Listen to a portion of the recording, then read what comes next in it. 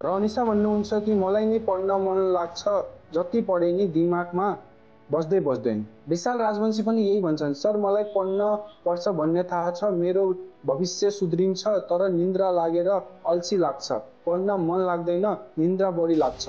90% comment यस्तै छन् जो मैले केही हप्ता अगाडि भिडियो अपलोड गरेको थिएँ। सबैलाई थाहा छ पढ्नु पर्छ भनेर, तर पढ्न बस्दा कसैलाई मन लाग्दैन, कसैलाई निन्द्रा लाग्छ र यदि पढिहाल्यो भने पनि याद रहँदैन। यही कमन प्रब्लमको सोलुसन हो यो भिडियो।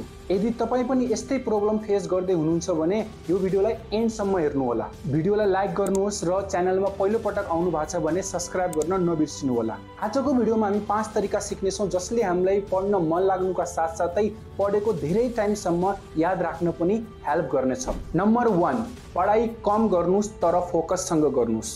यो नसोच्नुहोस् कि म 8 घण्टा 10 घण्टा पढ्छु, यो धेरै नै हार्ड लाग्छ र एज अ ह्युमन हामीलाई हार्ड काम गर्न मनै लाग्दैन, त्यसपछि हामी प्रोक्रास्टिनेट गर्छौँ। त्यसैले यो भन्नुहोस् कि म बस आधा घण्टा पढ्छु या 1 च्याप्टर पढ्छु या 1 कन्सेप्ट मात्र पढ्छु। यो इजी लाग्छ र धेरै चान्स हुन्छ कि तपाईँ पढ्न बस्नुहुन्छ।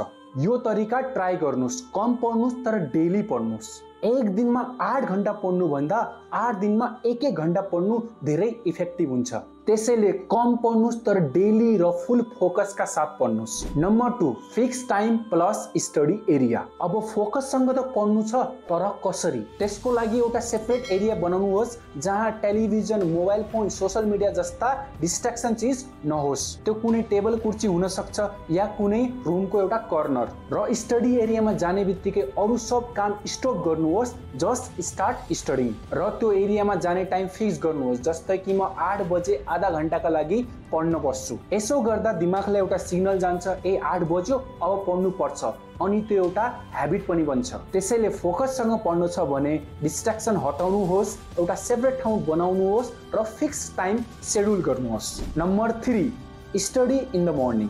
यो चाहिँ मेरो फेभरेट तरिका हो। सबको बेस्ट टाइम अलग अलग हुन्छ पढ्ने, तर म यो सजेस्ट गर्छु कि मर्निङमा पढ्ने बानी बनाउनुहोस्, किनकि मर्निङ टाइम पिसफुल हुन्छ र त्यो टाइममा पढ्यो भने माइन्डले धेरै समयसम्म याद राख्छ। यदि तपाईँले बिहान आधा घण्टा पनि पढ्नुभयो भने यस्तो फिलिङ आउँछ कि मैले दिन सुरु हुनु सँगसँगै एउटा प्रोडक्टिभ काम गरेँ जसले पुरा दिन राम्रो जान्छ। त्यसैले मर्निङमा ट्राई गर्नुहोस्, तर त्यो भनेको 5 बजे उठ्नुपर्छ भन्ने होइन। तपाईँ 6, 7 इभन 8 बजे उठेर पनि पढ्न सक्नुहुन्छ। नम्बर 4, पढ्न हो बुझ्नलाई, रट्टा लाउन होइन। पढ्नु त हुन्छ तर याद हुन्न भने तरिका चेन्ज गर्नुहोस्। पढ्दाखेरि याद गर्नु छ भनेर नपढ्नुहोस्, बुझ्नलाई पढ्नुहोस्, किनकि बुझेको कुरा त धेरै समयसम्म याद रहन्छ, तर नबुझिकन याद गर्ने कोसिस गर्नुभयो भने त्यो रट्टा हान्नुहुन्छ र त्यो छिटै बिर्सिनुहुन्छ।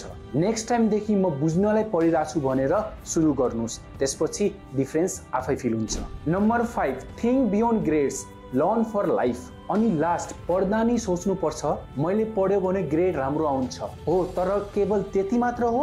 ग्रेड त आउँछ, तर यो सोच्नुहोस् कि अहिले एक्वायर गरेको नलेजले मेरो लाइफमा, फ्युचरमा र करियरमा हेल्प गर्नेछ। एजुकेसनको मेन रोल भनेको राम्रो ग्रेड ल्याउनु मात्र होइन, नलेज गेन गरेर आफ्नो लाइफलाई बेटर गर्नु हो। त्यसैले ग्रेड आयो नआयो फरक पर्दैन, तर यदि तपाईँले ध्यान दिएर पढ्नु भएको छ र नलेज एक्वायर गर्नु भएको छ भने you are already ahead of many person.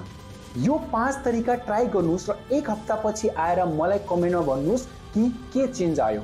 र भिडियो भ्यालुएबल लागेछ भने प्लिज लाइक र कमेन्ट गरी आफ्नो साथीमा सेयर नै गर्नुहोस्। अनि सब्स्क्राइब त गरिसक्नुभयो होला नि। Thank you for watching. जय नेपाल।